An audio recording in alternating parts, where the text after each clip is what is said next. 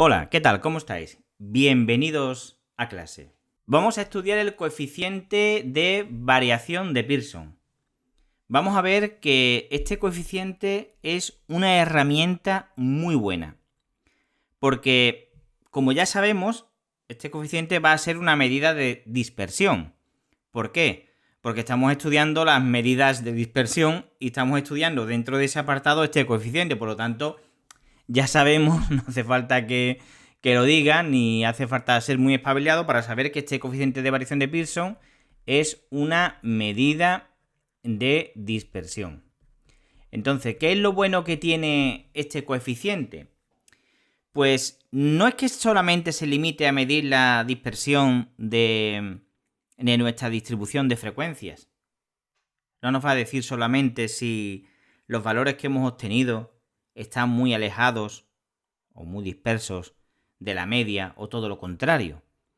Es que lo importante de este coeficiente es que nos va a permitir, teniendo varias distribuciones de frecuencias que a lo mejor no tienen nada que ver la una con la otra, nos va a permitir, este coeficiente, insisto, decidir, más que decidir, nos va a permitir comprobar de una forma objetiva de todas esas distribuciones en cuál la media aritmética es más representativa porque los datos están más agrupados en torno a ella y por lo tanto menos dispersos.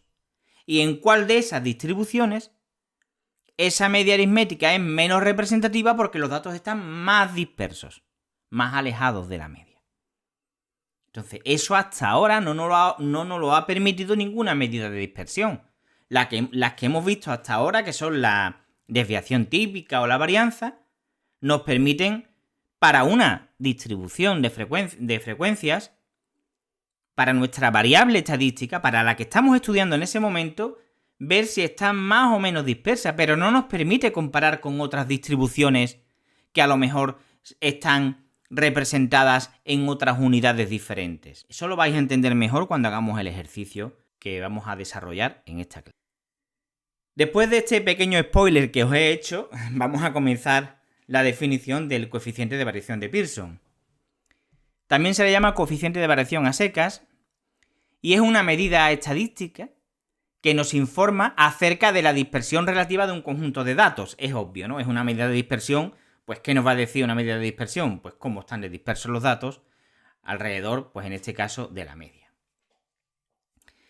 Quiero que atendáis a la fórmula que tenemos aquí y quiero que veáis que tiene en cuenta el valor de la media y de la desviación típica. Y eso es muy importante porque a continuación voy a decir ciertas propiedades o ciertas curiosidades de esta fórmula. Y el hecho de que tengamos aquí la media y aquí la desviación típica, eso nos va a provocar precisamente lo que he dicho al principio, que nos va a permitir comparar distribuciones de frecuencias que no tienen nada una que ver con la otra.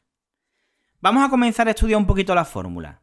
Mirad, se le llama CV mayúscula y quiero que veáis que he puesto aquí el subíndice de nuestra variable y aquí en la desviación típica también el subíndice.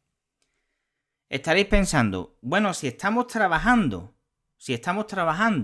solamente con una distribución de frecuencias y solamente tenemos como variable estadística la x, convendría escribirlo simplemente así, CV igual a S partido por la media de x. Tiene sentido, ¿verdad? Si solo estamos trabajando con una distribución de frecuencia y tenemos que nuestra variable estadística es la x, ¿para qué vamos a estar poniéndole ese subíndice? Pues el subíndice que tiene no lo podemos ahorrar. Entonces, claro, si solo tenemos una sola variable estadística, una sola distribución de frecuencia, podríamos ahorrarnos el subíndice este y este. Pero ¿qué es lo que ocurre? Que si vamos a comparar cómo de buena es una media de dos distribuciones diferentes, una distribución va a tener una variable x y la otra va a tener una variable estadística y, por ejemplo, pues ya sí tiene sentido poner el subíndice x aquí y x aquí, porque tendremos también una CVI una desviación típica Y y una media Y. Ya que que podría darse el caso de que tengamos que comparar una distribución de frecuencias con una variable estadística X y otra distribución de frecuencias con una variable estadística Y. Y nosotros lo que haremos para comparar la media de esta distribución de frecuencias y la media de esta distribución de frecuencias es calcular este valor de aquí y calcular este valor de aquí y compararlos, como vamos a hacer al final de la clase. Voy a borrar todo esto para seguir enumerando algunas características importantes de esta expresión. Porque hasta ahora lo que acabo de decir es simplemente notación. Lo primero que os llamará la atención es que tenemos el valor absoluto de la media aritmética. ¿Qué significa eso? Pues esto significa lo siguiente. Significa que si la media aritmética es positiva, pues el valor de mi media es el valor que tenga. Sin embargo, si el valor de mi media aritmética fuese negativa, su valor absoluto lo que hace es que me transforma esa media negativa en la misma pero positiva. ¿Cómo puedes convertir un número negativo en uno positivo? Pues multiplicándolo por -1. Por ejemplo, si la media fuese 2, pues el valor absoluto de 2 sería 2. Si la media fuese -2, el valor absoluto de -2 sería -2 por -1, pues 2. Es decir, esto de aquí, lo que me asegura este valor absoluto es que este denominador siempre va a ser positivo. Esto encaja perfectamente, voy a poner aquí, pues que esta sería el primer aspecto importante de esta fórmula, porque lo que he hablado al principio sobre la notación, pues es algo prácticamente anecdótico. Pero esto encaja perfectamente con el segundo punto importante, que es el siguiente. ¿Cuáles son las unidades de mi desviación típica? Pues van a ser las mismas que la media aritmética. Las mismas. Por lo tanto, si yo divido la desviación típica entre su media, esto va a significar que el coeficiente de variación es adimensional. No va a tener unidades. No tiene unidades. Vamos a ver un pequeño ejemplo. Vamos a suponer que tenemos una desviación típica que son 12 euros. Estamos estudiando, por ejemplo, los precios de habitación de un hotel de tal zona del mundo, de Europa o de España, en tal fecha determinada. Y sabemos que su media, pues por ejemplo, son 70 euros. Por lo tanto, el valor absoluto de la media, pues sigue siendo 70 euros, lo deja positivo. ¿Cuánto sería mi coeficiente de variación? Pues sería 12 euros entre 70 euros. El euro se me va con el euro y me quedaría 12 partido por 70. Y eso me queda 0.1714. Pero esto ya no tiene unidades, porque se me han ido las unidades. Esto enlaza con lo que he dicho al principio, con ese pequeño gran spoiler, donde yo decía que nos va a servir para comparar cómo es de buena la media de diferentes distribuciones de frecuencias. Es obvio que si yo voy a poder comparar con este coeficiente de variación de Pearson, cómo son de buenas de distribuciones de frecuencia que son diferentes, pues lógicamente este valor no tiene que tener dimensiones, porque si yo tengo una media donde estoy estudiando, por ejemplo, el salario medio de unos trabajadores en euros, y tengo otra distribución de frecuencia donde yo lo que estoy estudiando es, por poner un ejemplo, el número de vehículos vendidos, pues la media del primero, que son salarios, estará en euros, pero la media de la segunda distribución, que son vehículos vendidos, serán coches. Yo no puedo comparar una desviación típica en euros con una desviación típica en coches, porque al ser unidades diferentes yo no puedo comparar. Pero sí podré comparar el CV, o sea, el coeficiente de variación de Pearson de la media del salario con el coeficiente de variación de Pearson de la media de la venta de coches, porque ambos coeficientes de variación no van a tener unidades, son adimensionales, por lo tanto sí tiene sentido comparar. Es simplemente ver qué número es más grande o qué número es más pequeño. Es obvio que yo no puedo comparar, por ejemplo, una desviación típica de una variable que me quede 12 euros con la desviación típica de una variable que me quede en 2 coches. Yo no puedo comparar desviación típica que tiene 12 euros y unidades en euros con una desviación típica que vale 2 y son coches las unidades. Yo no puedo. Pero si esta distribución de frecuencia tiene un coeficiente de variación de Pearson, por ejemplo, de 0,3 sin unidades y esta de 0,7, sí las puedo comparar. Sí puedo ver cuál es más grande y cuál es más pequeña. ¿Por qué? Porque al no tener unidades, yo puedo establecer un orden y ver cuál es más pequeña y cuál es más grande. Pero aquí, mezclar euros con coches, yo no puedo comparar absolutamente nada. El tercer aspecto importante de esta fórmula es que en algunos libros aparece así. La voy a escribir así. Y esto multiplicado por 100. Cuando aparece así, esto significa que nos están dando, o que vamos a calcular, el coeficiente de variación en tanto por ciento. Y cuando la estamos calculando así, como la he puesto yo anteriormente, la estamos calculando en tanto por 1. ¿Qué significa en tanto por 1? Pues esto significa que en esta fórmula de aquí, nuestro coeficiente de variación va a ser un valor que va a estar comprendido entre 0 como muy pequeño y 1 como muy grande. Entonces, si ese valor, el valor que obtenemos de esta fórmula, lo multiplicamos por 100, pues lógicamente el porcentaje va a estar comprendido entre un 0% y un 100%. Se usa mucho esta del porcentaje porque es mucho más intuitivo decir que tenemos un coeficiente de variación de Pearson de un 30% que tener un coeficiente de variación de Pearson de 0,3.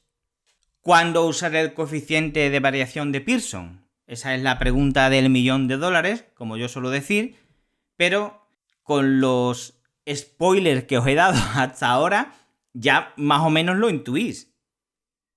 Y es que el coeficiente de variación se va a utilizar para comparar conjuntos de datos que pertenecen a poblaciones diferentes, que es lo que he dicho anteriormente, de una forma un poquito más entendible. Es decir, vamos a comparar distribuciones diferentes que no tienen que ver nada una con la otra.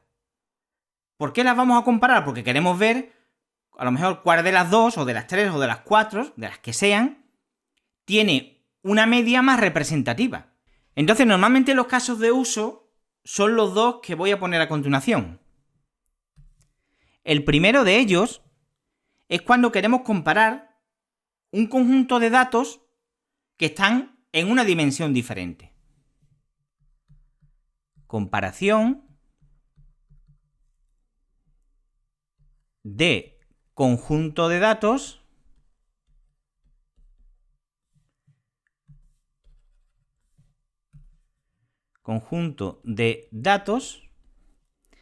de diferentes dimensiones. Cuando digo diferentes dimensiones, no penséis en fenómenos paranormales. Esto de decir diferentes dimensiones es una forma fina de decir que estamos usando diferentes unidades. Que eso también lo he adelantado hace un momento. Es decir, ¿qué significa esto? Que nosotros vamos, si queremos, por ejemplo, lo voy a explicar con un ejemplo que se va a entender muy bien. Vamos a suponer que queremos comparar la altura de 50 alumnos de una clase. Mejor dicho, queremos comparar la altura y el peso. Pongo aquí la altura y peso de 50 alumnos de una clase. Por ejemplo, la altura la vamos a expresar en metros. Y el peso lo vamos a expresar en unidades de kilogramos. Nosotros tendríamos dos tablas, ¿verdad? Tendríamos dos tablas, una tabla donde tenemos la variable y en otra tendríamos, por ejemplo, la frecuencia, ¿no? Y aquí tendríamos, esta sería para la altura, y aquí tendríamos los valores de la altura de los 50 alumnos de nuestra clase, n igual a 50. Y para el peso, pues tendríamos aquí los valores del peso, x sub y, aquí su n sub i, esta x sub i estaría en metros porque es la altura y esta x sub i estaría en kilogramos porque es el peso. Tendríamos todos los valores del peso, los n sub i, y aquí finalmente tendríamos el n mayúscula que sería 50. Lógicamente, tanto la altura como el peso son variables de tipo continua y lo ideal sería agruparlas en intervalos. Pero entonces, en ese caso, vamos a suponer que esta x sub i pues sería la marca de clase. He llamado a las dos variables estadísticas, las he llamado igual, entonces, para que quizás sea menos confuso, voy a llamar, por ejemplo, a esta y sub i. Entonces, insisto en que altura y peso, que es el caso que me he inventado, son variables continuas, cuantitativas y continuas. Entonces, lo razonable es agruparlo en intervalos. Por lo tanto, la x sub i sería la marca de clase de los intervalos de altura y la y sub i sería la marca de clase de los intervalos de peso. He diferenciado las variables simplemente, las marcas de clase, para que se sepa cuando hablo de x sub i que es de alturas y de y sub i que es de peso. Entonces nosotros de aquí sacaremos la media de la altura de la clase y la media del peso de la clase. Tendremos también la desviación típica de la clase respecto del peso y también respecto de la altura. Y ahora podemos decir, ¿cómo podemos comparar cuál de estas dos medias es más significativa, más representativa? Nosotros no podemos comparar este S sub X con este de aquí, porque este está en metros y este está en kilogramos. Nosotros no podemos comparar metros con kilogramos. ¿Cuál es la solución? Pues nosotros para esta distribución calcularemos el CVX que no tiene dimensiones. Para esta distribución calcularemos su CVI, porque estamos con la variable i, y entonces ya podemos comparar según el valor de esto y de esto las dos distribuciones. Lógicamente, como CV, el coeficiente de variación, lo que nos da es una medida de la dispersión, lógicamente, a mayor coeficiente de variación, eso va a implicar mayor dispersión. Y eso significa menor representatividad de la media. De la media, pues aritmética, en este caso. Y al contrario, a menor coeficiente de variación, menor dispersión y mayor representatividad de la media. Entonces nosotros, para ver cuál de estas dos medias es más representativa, que son dos medias de datos completamente diferentes, pues solo tenemos que ver cuál tiene un CV, o sea, un coeficiente de variación de Pearson más pequeño. La que tenga el coeficiente de variación más pequeño es que tiene menor dispersión y mayor representatividad. O dicho de otra forma, el que tenga un coeficiente de variación de Pearson mayor va a tener mayor dispersión y menor representatividad. El segundo caso de uso es el de comparar. Quiero que veáis que siempre estamos comparando, ¿eh? Este coeficiente de variación de Pearson nos vale para comparar conjuntos o distribuciones de frecuencias con gran diferencia entre medidas. ¿Y qué significa esto de gran diferencia entre medidas? Pues esto es una forma fina de decir gran diferencia entre unidades. Lo voy a explicar con un ejemplo. Vamos a imaginar que tenemos una gran industria que fabrica piezas mecánicas. Y tenemos una pieza 1 y tenemos de esa pieza 1 pues tenemos sus valores que serían el peso en toneladas. Son piezas enormes de maquinaria y tendríamos pues el peso en toneladas. Aquí tendríamos su N sub i. Lógicamente, como estamos hablando del peso, X sub i sería la marca de clase, ya que esta variable, la del peso en toneladas, pues sería una variable continua y tendríamos que ponerlo en datos agrupados en intervalos, ¿no? Porque va a ser casi imposible que haya dos pesos iguales, ¿no? Entonces tendríamos aquí nuestra tabla de distribución de frecuencias.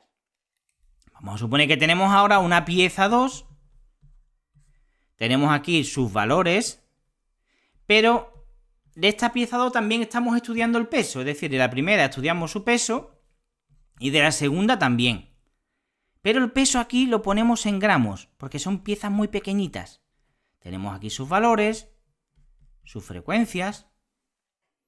Entonces aquí podéis pensar, bueno, Fran, como las dos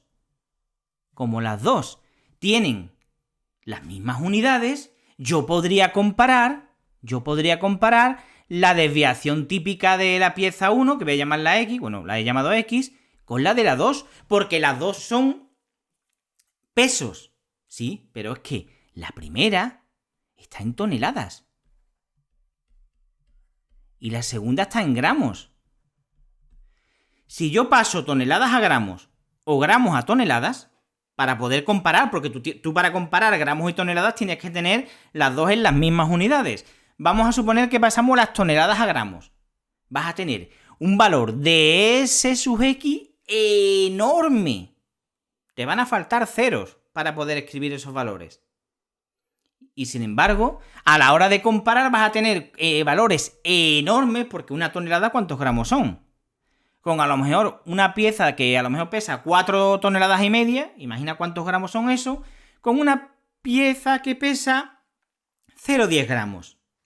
Entonces, comparar en estos casos, aunque son las mismas unidades, porque hemos pasado toneladas a gramos, es inviable. Es inviable. Hay unas diferencias, ¿no?, ahí enormes. Entonces, aquí es mucho más cómodo. Sacamos de aquí el CVX, sacamos de aquí el CVI. Como no tienen unidades, pues ya podemos comparar. La que tenga mayor coeficiente de variación es que sus valores serán más dispersos y su media es menos representativa. O dicho de otra forma, la que tenga menor coeficiente de variación, su media será más representativa porque sus datos estarán menos dispersos en torno a la media. Bueno, pues ha llegado el momento de hacer un ejercicio. Tenemos aquí dos tablitas de distribuciones de frecuencias de datos discretos. Os voy a leer el enunciado para que entendáis qué es cada tabla. Nos dicen que tenemos el salario mensual de dos grupos de trabajadores. Esta primera tabla que tengo aquí, es del grupo de trabajadores 1 y esta tabla es del grupo de trabajadores 2. Cada grupo de trabajadores pertenece a una empresa que está en un país diferente. El valor de la X sub i, es el salario en euros para el grupo de trabajadores 1, el salario en euros de sus trabajadores. Es decir, hay 14 trabajadores que cobran 1.000 euros, 16 trabajadores que cobran 1.200, y así para los 100 valores. El grupo 2 es una empresa que está en Estados Unidos y entonces el salario lo mide en dólares. Es decir, hay 5 personas que cobran $800, 10 personas que cobran $1.000. Es decir, el grupo 1 representa el salario de los trabajadores de una empresa que está, por ejemplo, en Madrid, Y el grupo 2 de otra empresa diferente que está, por ejemplo, en Nueva York. Y entonces nos están preguntando. Nos preguntarían lo siguiente. Importante. Nos van a preguntar.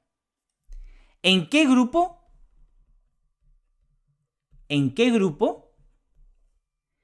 es más representativa? A ver si ahora tampoco sé escribir. Es más representativa el salario medio. ¿En qué grupo es más representativa? O mejor dicho, más representativo, para tener concordancia de género, ¿no? Es más representativo el salario medio, pues, de los trabajadores. ¿En qué grupo? En el grupo 1, que está, por ejemplo, en Madrid. O en el grupo 2, que es una empresa que está en Nueva York. Y nos preguntan también en el apartado B, ¿qué grupo es más homogéneo en cuanto al salario? ¿Qué grupo es más homogéneo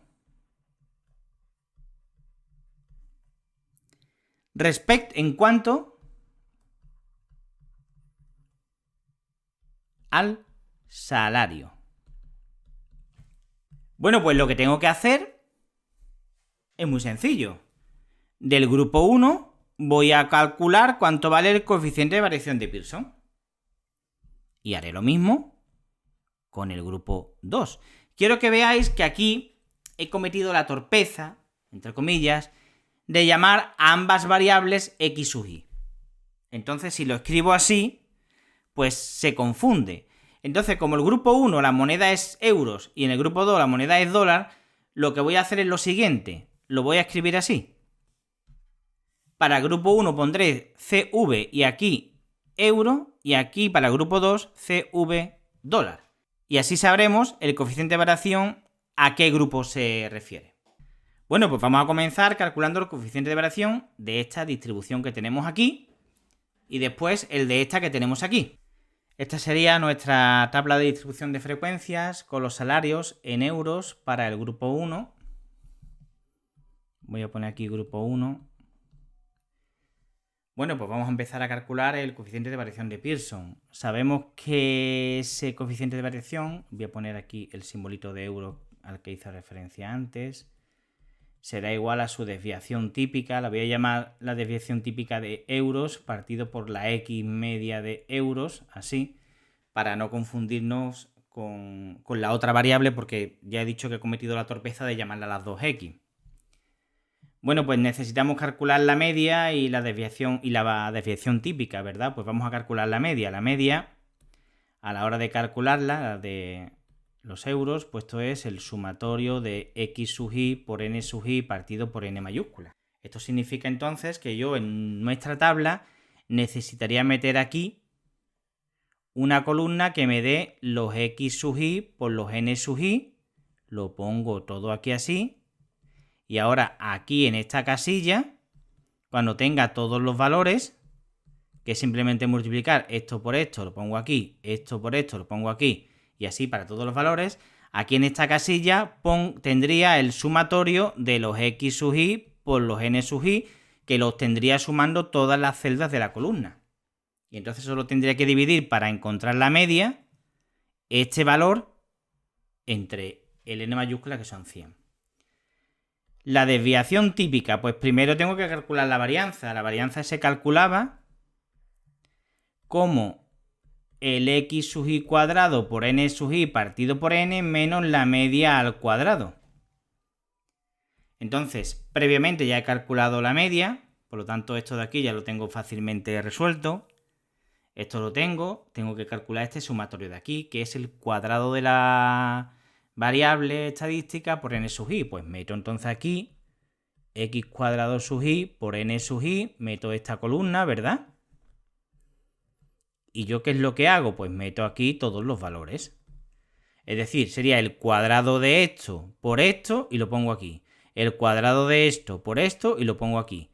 Cuando ya tengo toda la columna, Sumo toda la columna y tendría entonces aquí el producto del cuadrado del x sub i por el n sub i. Ya tendría este valor de aquí.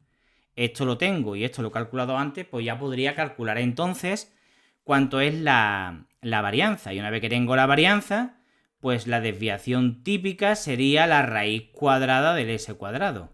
La raíz cuadrada positiva, ¿no? Pongo aquí un más así que se vea un poquito. Pues bueno, os dejo como ejercicio que hagáis estas dos columnas y yo voy a poner ya cuánto valen los resultados de las mismas para poder hacer estos cálculos. Bueno, aquí tenéis la columna de los x sub i por los n sub i multiplicada. Esto de aquí sería la suma de la misma columna, es decir, el x sub i por n sub i. Aquí tenéis el x cuadrado sub i multiplicado por el n sub i y este valor de aquí sería el sumatorio del x cuadrado sub i por el n sub i. Bueno, pues vamos a empezar a hacer los cálculos. La media en euros me saldría que son, pues este valor de aquí, que es este, 15,1600 entre 100, pues esto me queda 1.516 euros. Hay que poner las unidades. Ahora pongo la varianza, que me quedaría, sería esto de aquí, es decir, 2, 4, 0, 9, 6, 1, 2, 3 y 4 ceros, partido por 100, menos la media, que es 1516 al cuadrado.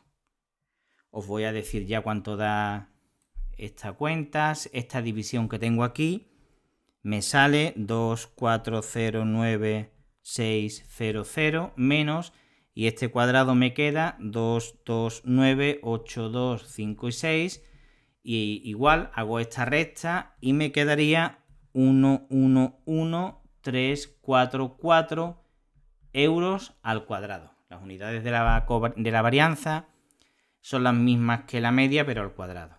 Por lo tanto, mi desviación típica sería la raíz cuadrada de 111,344, y esto me queda exactamente 333,68 euros. Finalmente, el coeficiente de variación para este grupo primero será la desviación típica, que es 333,68 partido por la media, que es 1516. Y esto, pues si no me he equivocado, queda 0,2201, que si lo multiplico por 100 me quedaría el 22,01%. Ahora lo que tendríamos que hacer es repetir el mismo proceso para la otra tabla, para la del grupo 2. Para no tener que repetir todas las operaciones, os voy a poner ya cuáles son los resultados y os dejo como ejercicio que comprobéis que vais a obtener, haciendo los cálculos, el mismo resultado que os muestro en la pantalla. Vamos a ver cuáles son. Esta era la tabla de distribución de frecuencias para el grupo 2. Aquí he metido la columna de x sub i por n sub i y aquí la de x sub i al cuadrado por n sub i. Esta es para calcular la media y esta para calcular la varianza y después la desviación típica. La media he obtenido que es 1.363 dólares. Recordad que las unidades de esta tabla de la variable estadística eran los dólares. La varianza me queda que es 91131 dólares al cuadrado. Por lo tanto, la desviación típica en dólares es la raíz 91131 y esto queda 301,879 dólares. Por lo tanto, el coeficiente de variación para este grupo en dólares será este 301,879 dólares entre la media, que es 1.363 dólares. Y este coeficiente de variación me queda 0,2214, lo que significa que si lo hago un tanto por cien sería un 22,14%. Entonces, si comparamos ambos coeficientes de variación, tenemos que el coeficiente de variación en euros nos había salido 22,01% y el coeficiente de variación en dólares nos ha salido que es un 22,14%. Son relativamente parecidos. Nos preguntaban en el ejercicio en qué grupo es más representativo el salario medio. Cuando nos dicen el salario medio se refieren al valor medio de nuestra variable estadística. Pues lógicamente en este grupo, en el grupo 1, es más representativo. ¿Por qué? Porque tiene un coeficiente de variación de Pearson menor. Entonces la respuesta sería, en el grupo 1 la media es más representativa porque el coeficiente de variación de Pearson es menor. Eso significa que los valores están menos dispersos en torno a la media. El apartado B nos preguntaban lo mismo pero de otra forma. Nos decían ¿qué grupo es más homogéneo en cuanto al salario? Pues es más homogéneo aquel que tenga el coeficiente de variación de Pearson más pequeño, es decir, el grupo 1 también. Como podéis ver, es muy sencillo. Por último, os voy a poner un ejemplito más ya resuelto para digamos que terminéis de digerir esta idea del coeficiente de variación de Pearson. Aquí tenemos otro ejercicio ya resuelto donde nos dicen que el peso medio de los alumnos de una clase es 58,2 kilos, su desviación típica es 3,1, el de las alumnas de esa clase es 52,4 kilos y su desviación típica es 5,1 kilos, ¿no? Nos preguntan que calculemos el coeficiente de variación y compara la dispersión de ambos grupos. La desviación típica para los alumnos